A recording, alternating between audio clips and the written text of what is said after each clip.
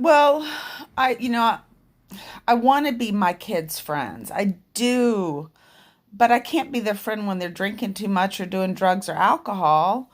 Yeah, I got to watch James, and he knows how I feel. He knows it so well that he wants to avoid me.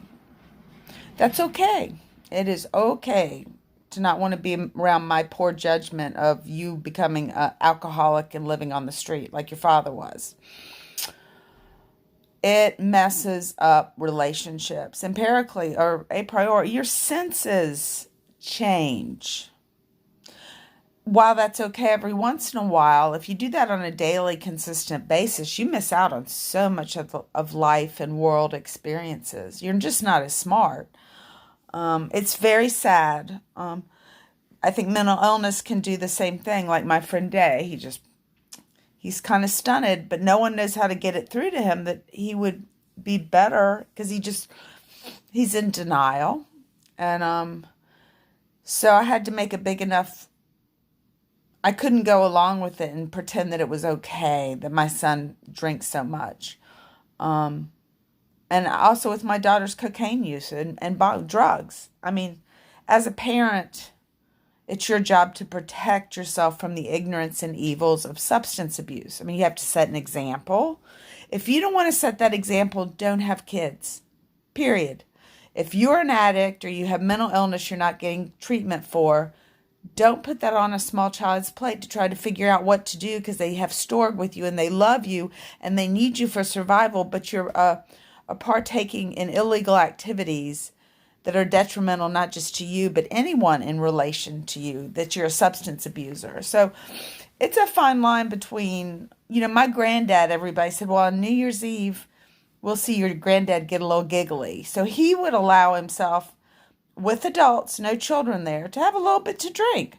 Other than that, he drank one jigger of whiskey a night. He said he didn't have Parkinson's, but he said it helped steady his nerves. And my dad would never drink, maybe a beer or something. I really didn't know what to look for. It just seemed like a grown up kind of big girl thing to do is to go out and get wine and drink and party. And with Jerry, I'd never done that before. It seemed grown up. And that's kind of what worries me about my daughter is that she's kind of in that situation that they got a full stock bar. And I don't want her to have to hide away behind alcohol because she's unhappy with the situation with her husband. I want to help her. I want her to have choices. I am fine with paying for her education. If she wants to go to school and she doesn't want to work right now, she is the kind of girl that could be a medical doctor. But the only thing she says, I hate people. And if I could get her into therapy, that might change and she'd make a wonderful pediatrician. She's just that kind of girl.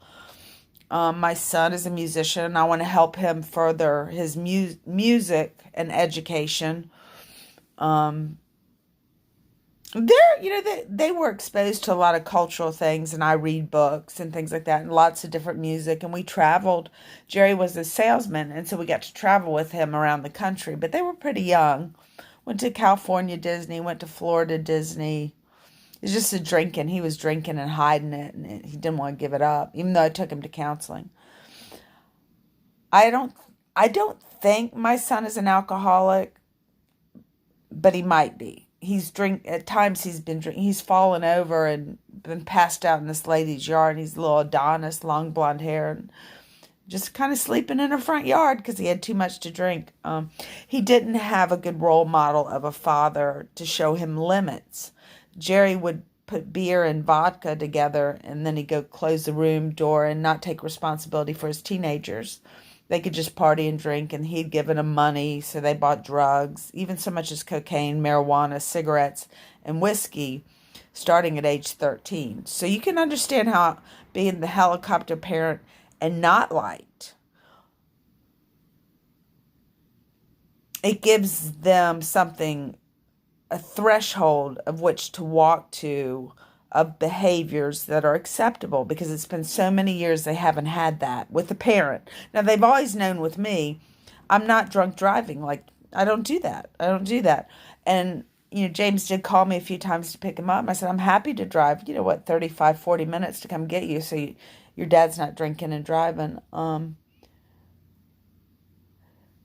Jerry was just lucky to meet me, and he knew it. He threw out horse barns and all that kind of stuff. And he knew he was lucky to meet me. And I felt like he was lucky to meet me, that I could take his life and maybe make something good for my kids or have children, have a family. But the alcoholism just is a lie. When you're an addict, you're a liar. So you're lying to yourself and you're lying to relationships around you.